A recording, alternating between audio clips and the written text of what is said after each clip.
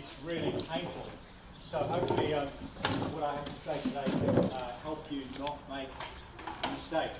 There's three topics I want to cover. The first one is relevant if you're training for half marathons and marathons, and it's the science behind the long, slow distance run, which is one of the building blocks of the week. A good training program consists of a range of different running styles. There's intervals, there's hills, there's threshold, there's tempo runs, and then of course there's your main building block, which is your weekend long, slow distance. Now the reason that we do that is because when we run, we use a particular energy system. There's three energy systems we use when we run. The immediate one lasts about 10 seconds. The short-term one lasts about 3 minutes, your anaerobic, and then we are in the aerobic. We use the aerobic energy system when we train and when we compete in marathons. A little bit different in 5Ks, a little bit different in 10Ks, and for the elite runners, a little bit different as well because of their capacity to run at a speed which for normal people is not possible. But even at that level, elite people are using the aerobic energy system. And the more you build your aerobic energy system, the better of a runner you become. So when you improve your VO2 max, you become a better runner. Your VO2 max is the maximal capacity of your muscles to consume oxygen.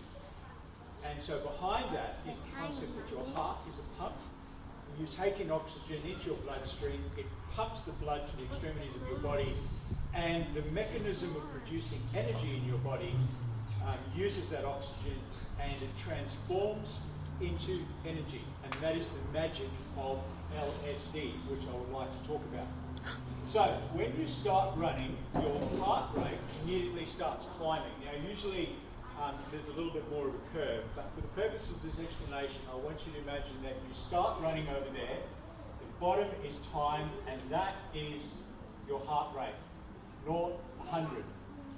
Okay, so you start running and you keep on running faster and faster and faster, and your heart rate goes up. Now a lot of people think that in order to run faster, you need to practice running fast. But that's not the case. In order to run faster, you need to train your various energy systems, especially the main one, which is your aerobic energy system. And you do that through a range of different training methodologies. But the main one is long, slow distance. So if you are running and your heart rate eventually gets to 60%, after 60%, your heart cannot benefit any more from an increased rate. So at around about 60%, which is conversational pace, there are two different factors here. Your heart rate is increasing, but your stroke volume cannot increase past 60%. By stroke volume, I mean the capacity of your pump to push blood out, the power of that push. I'm not talking about how many beats, I'm talking about the power of the pump. I can have a pool pump for my 50,000 litre pool that is weak and eventually burns out, or I can have a pump that can more than handle that. So that is the issue that we need to think about. So once you've got to 60% of your heart rate max, beyond that, there cannot be any more benefit for your stroke volume, which is the key physical determining factor behind the capacity for your heart to get blood to the extremities of your body.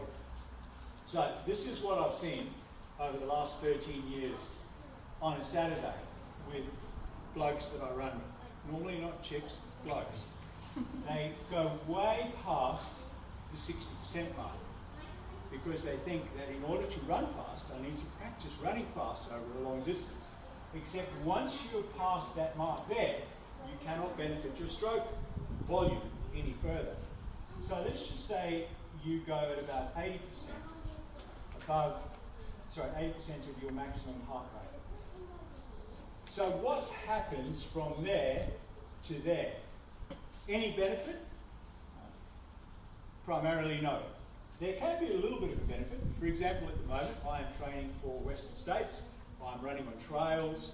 I'm doing a completely different style of running to what I normally do. So my 5 and 10k pace is shocking because of the style of running that I'm doing.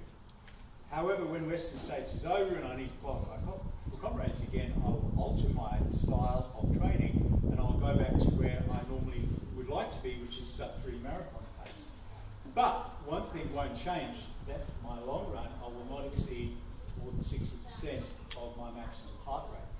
So when you run too fast on your long, slow distance, is there any benefit? Well, I would argue that there is minimal benefit, but there is a huge potential for damage.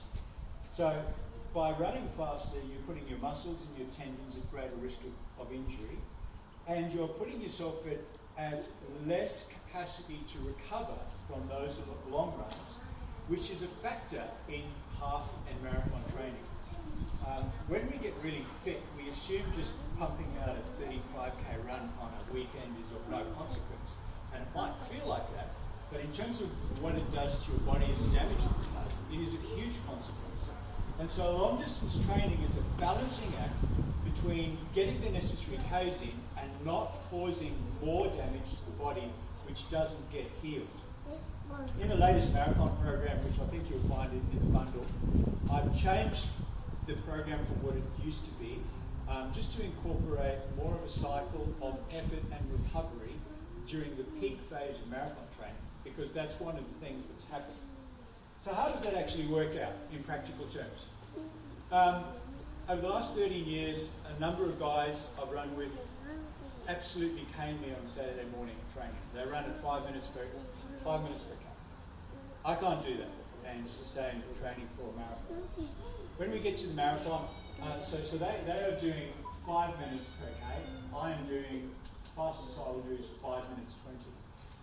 So if you have a guy who runs 5 minutes per K for 30, and you have a guy who runs 5 minutes 20 per K for 30, who's going to run the fastest at the marathon? Well, on face value, you'd say, well, that bloke's really fast. He is much faster than the bloke who runs 5:20, so he's going to win at the marathon. Well, I run with a lot of blokes who run 5 minutes per K, and I can't do that.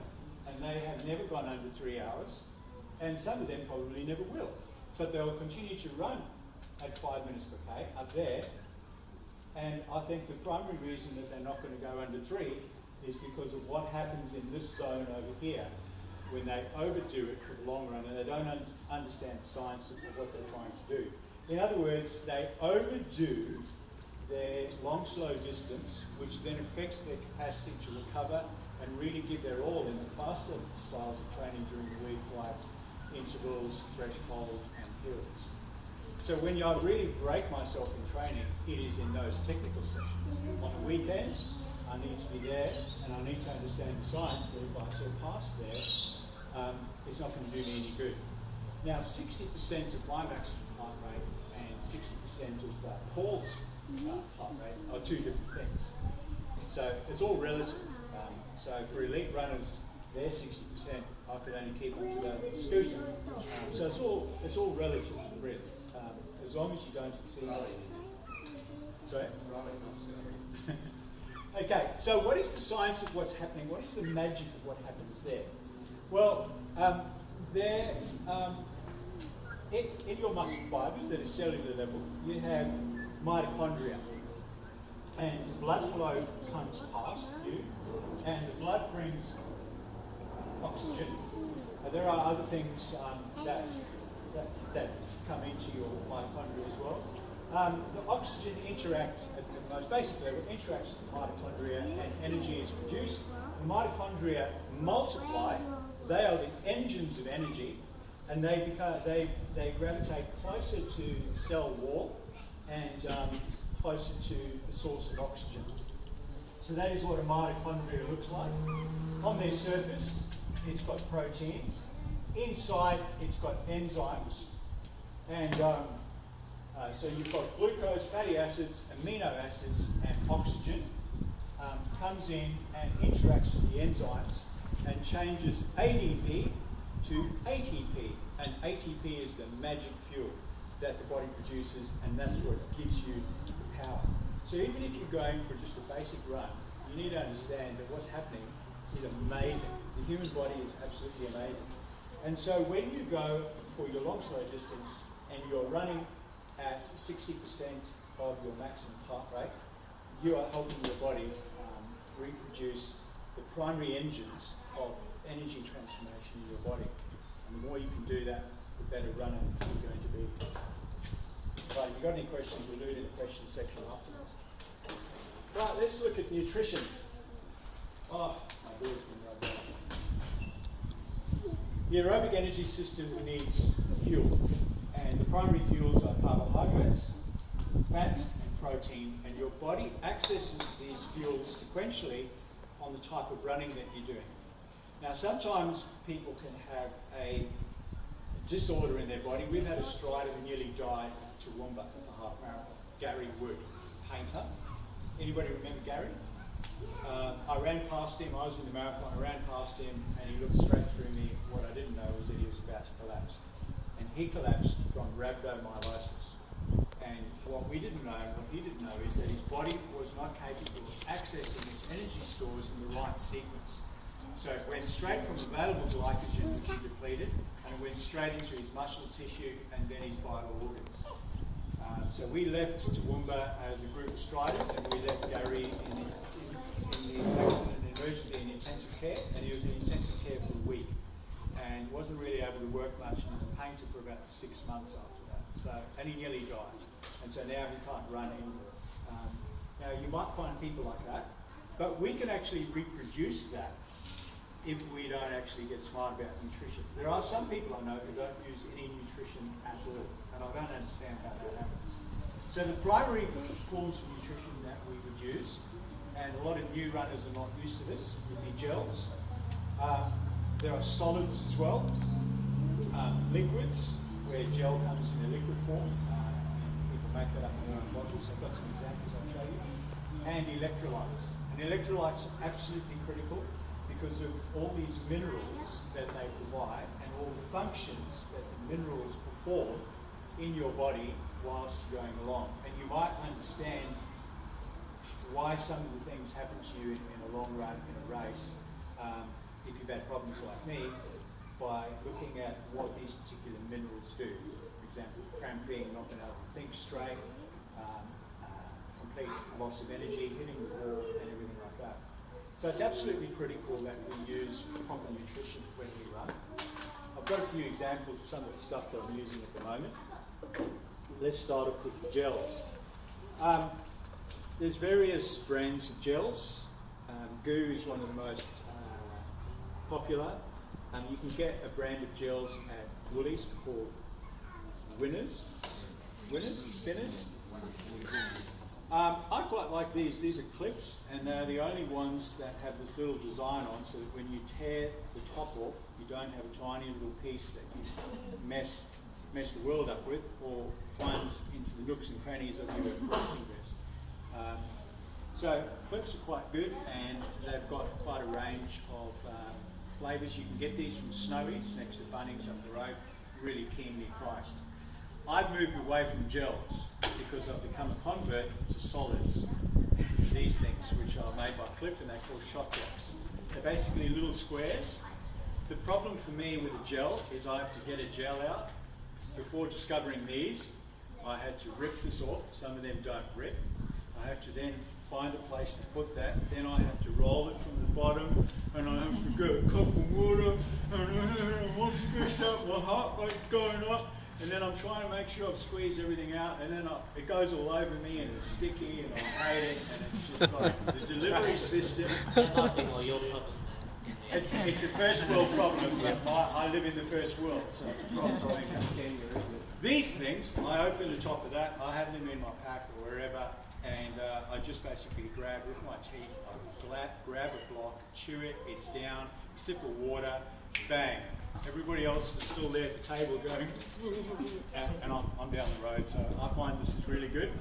The only difference is you need to take one of these every 15 minutes instead of take the gel every 45 minutes. So I'm getting used to, on the clock, every 15 minutes I take one block, because 3 blocks equals 1 gel. So still getting used to that now, because normally I would not think about feeding until after 45 minutes. Okay. When do you use your nutrition though? That's because you do a lot of the ultras and marathons obviously need nutrition, but I wouldn't think about using nutrition in a half marathon. I would do 1 gel in a half marathon. Because you deplete your glycogen levels after an hour 30, so I suppose it depends on what time you're running. Oh no, you can exhaust your glycogen levels well before an hour. Yeah. Absolutely. You can go 2 hours without any. Just when you're running it at a fair clip, those blocks would be annoying, I reckon. No, not at all. They're really easy. You got a chalk? If you have a belt or something like that, you just whip it out. You Bang, don't have just to chew. chalk. They don't really need a chalk. Yeah, you just chew them. Yeah. I mean, they're just like hard jelly. Okay. I like solids as well. These are called Stroop waffles. They're from Goo, and they taste like grandma's baking. And I use them in long trail runs for comfort in races. It makes me think of my grandma. It makes me think of home cookies.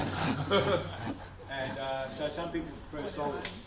When it comes to, I also use glucodin. These are available from Coles and Woolies, and it's just basically glycogen in neat form, without any fancy stuff.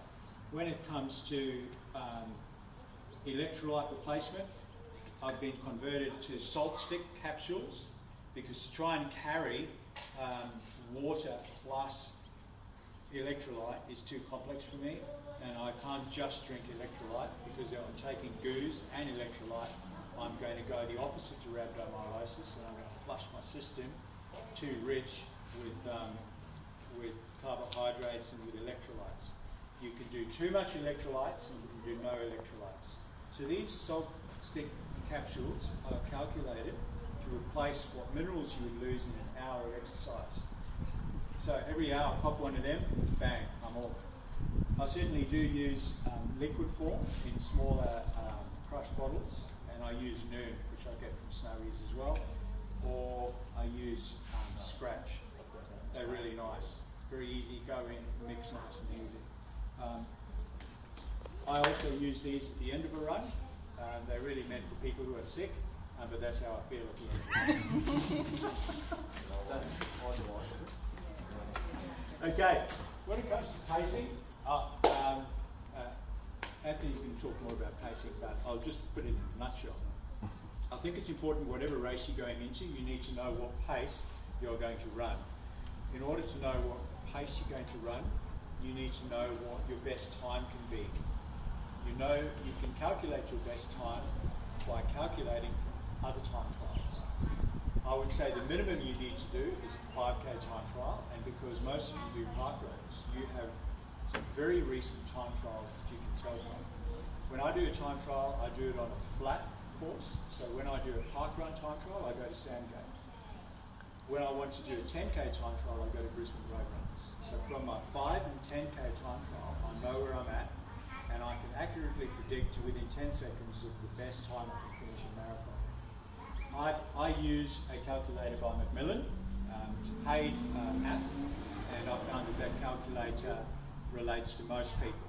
I found that it doesn't relate to Peter, because Peter is a strange individual in that his 5 and 10K times don't correlate to his marathon times. So I disagree. I think other people's 5 and 10K times don't correlate.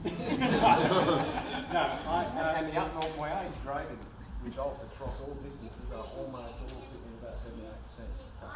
yes, but typically somebody who runs a sub-3 marathon, you can say that they will run a 38K 10K, and that they will run an 18:30 or an 18:15 5K.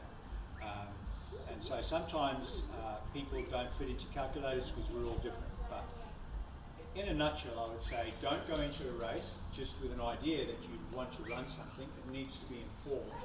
Otherwise, you can crash and burn like I have. And when you crash and burn in longer races, it's the most ugly thing, and it's a huge thing to recover from, and it's not very pleasant.